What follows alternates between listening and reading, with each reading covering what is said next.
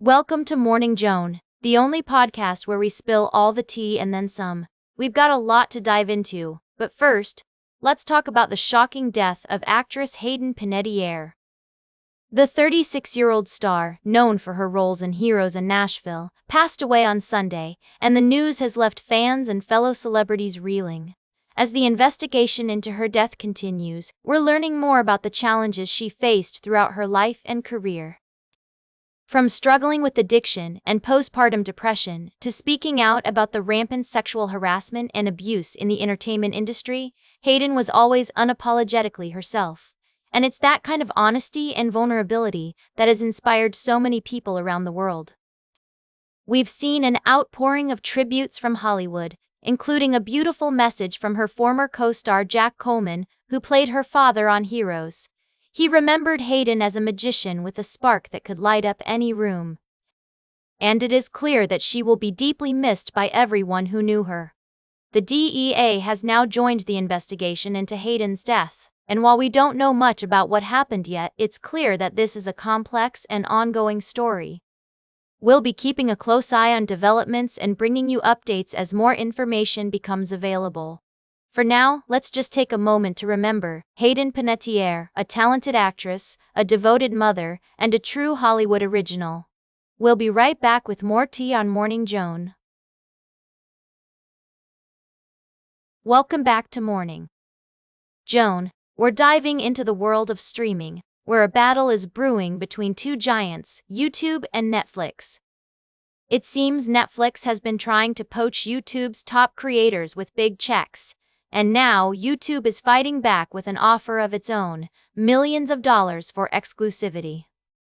According to reports, YouTube is willing to directly fund certain shows and offer creators a cut of major brand deals if they agree to keep their content exclusive to the platform for a set period.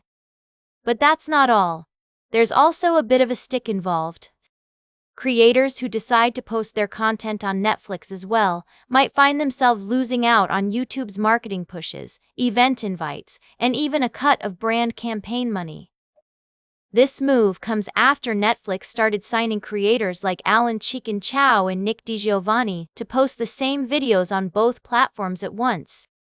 With over 325 million subscribers, Netflix is offering creators a massive new audience and a fat paycheck for content they're already making.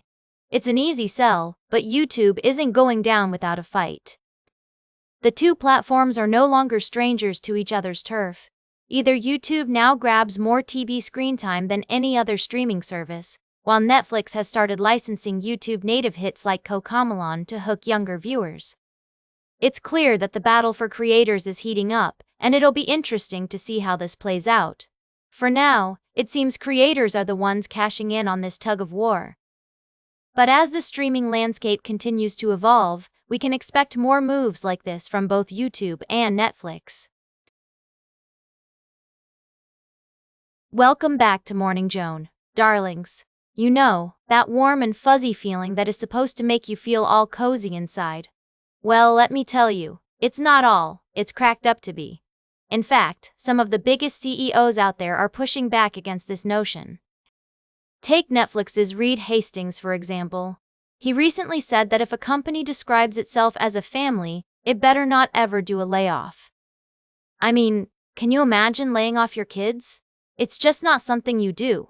But of course, in the business world, sometimes it's necessary to make tough decisions. And that's where the family analogy starts to fall apart. Hastings argued that getting too close to employees can make them feel protected, even when their performance falls short.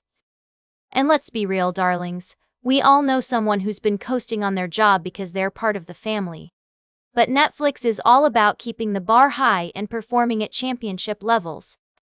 They even have something called the keeper test, where managers ask themselves if they would fight to keep an employee or hire them again. If the answer is no, it's time to part ways, and Hastings isn't alone in this thinking. Airbnb's Brian Chesky and Shopify's Toby Lutke have also spoken out about the dangers of family thinking in business.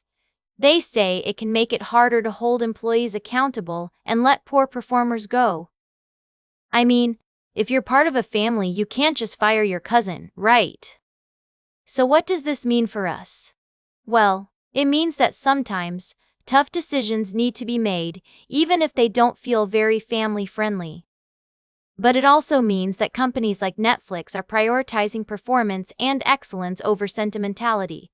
And let's be real, darlings, that's what gets results. That's all for today's Morning Joan. Remember to like, share, and subscribe, and until next time, stay fabulous.